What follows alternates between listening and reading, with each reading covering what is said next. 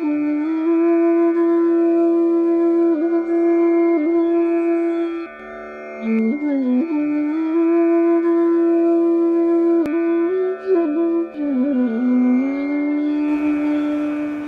ये बता दूं, जिनके कंठ चक्र खुल चुके हैं, अगर मैं आज ही मार्गदर्शन बंद कर दूं, उन्हें कोई आवश्यकता नहीं है कि वो नए गुरु को या मार्गदर्शक को तलाशें या मार्गदर्शन लें। ऐसा मैं समझता हूँ। फिर भी मेरे बाद वो मार्गदर्शन लेना चाहते हैं, ले लें, अच्छी बात है, लेकिन अनुभवी देखना, नहीं तो मुझे नहीं पता। जो साधक एकदम से कर्म पर विश्वास करते हैं और गले में यानी कंठ चक्र पर ठहरे हुए हैं, हाँ, परिश्रम करके आगे निकल सकते कुछ सालों में। बकाया अन्य साधकों के लिए मैं कुछ नहीं कह पाऊँगा। मैं फिर आगे चल के मार्गदर्शन नहीं कर पाऊँगा, बात भी नहीं कर पाऊँगा। हो सकता मोबाइल भी बंद हो जाए। हाँ, तो बात ये कह रहा हूँ, वो मैं सोच रहा हूँ, प्लान बना रहा हूँ उस लड़की से करूँ। ये प्रयोग मेरा सोचना है। इस धरती पर ऐसा नहीं किया होगा, मुझे नहीं पता, यानी मेरे ज्ञान से परे की चीज़ वही होगा। किसी ने ऐसा प्रयोग किया हो कि 3 साल की लड़की करे। अब पता नहीं वो लड़की इतना कर पाएगी कि नहीं कर पाएगी, या सभी को सामने देख के झिझक जाएगी, मना कर देगी, मुझे नहीं मालूम। तो वैसे उसने मुझे पहचान लिया। मैंने फ़ोन किया था 2-3 दिन पहले, तो वीडियो कॉलिंग से वो पहचान गई मुझे। मैंने कहा कि 1 साल हो गया लगभग, हमारा उसका कुछ प्रत्यक्ष भी नहीं हुआ, और लेकिन उसने पहचान लिया जब सामने हुई। देखते हैं तो समझ लो कि हमारे जैसे योगी पुरुष कुछ ना कुछ सोचते रहते, करते रहे, यानी किसी एक साधक का कल्याण करने के लिए। मैं ऐसा सोच रहा, नहीं तो क्या, लड़की है, बच्ची है। हाँ, उसमें कुछ विशेषता है, वो शायद मैं दिल्ली में ही बताऊं, यहाँ उचित नहीं है।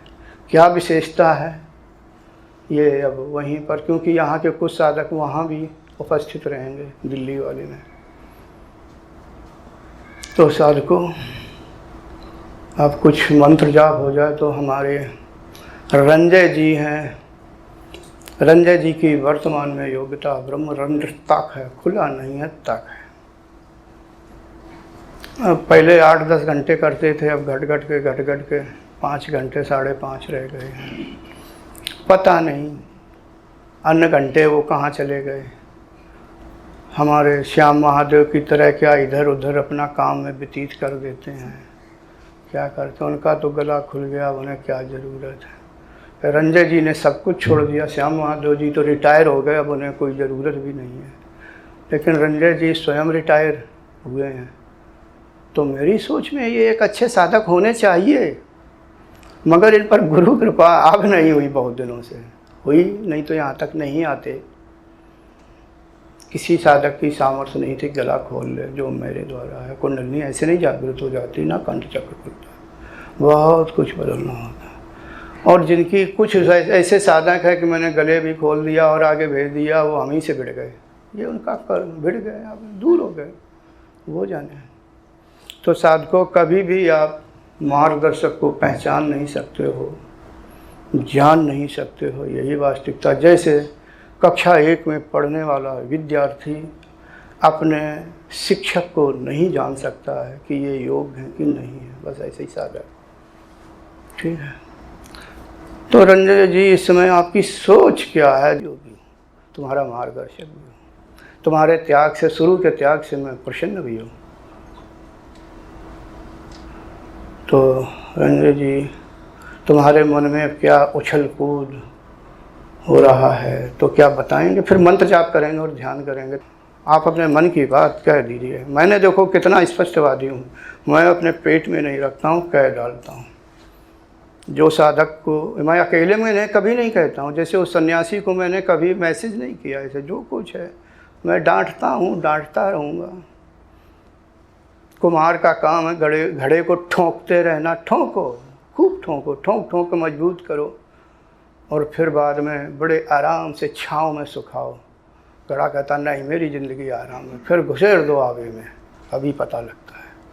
अगर आवे में कहीं कुछ गड़बड़ हुआ तो किसी लायक नहीं, वो फिर मिट्टी भी नहीं बनता है, बस टुकड़े पड़े रहते हैं ढेरों सालों तक। ठीक, अपना अपना अर्थ लगा लीजिए। तरंजय जी, हाँ अब आप बोलिए।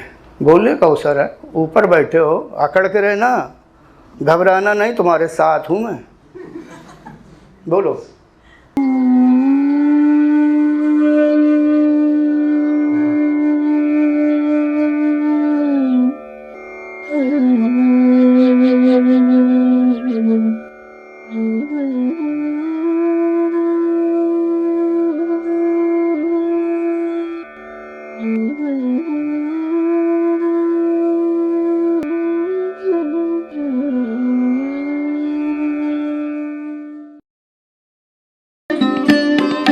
Thanks for watching.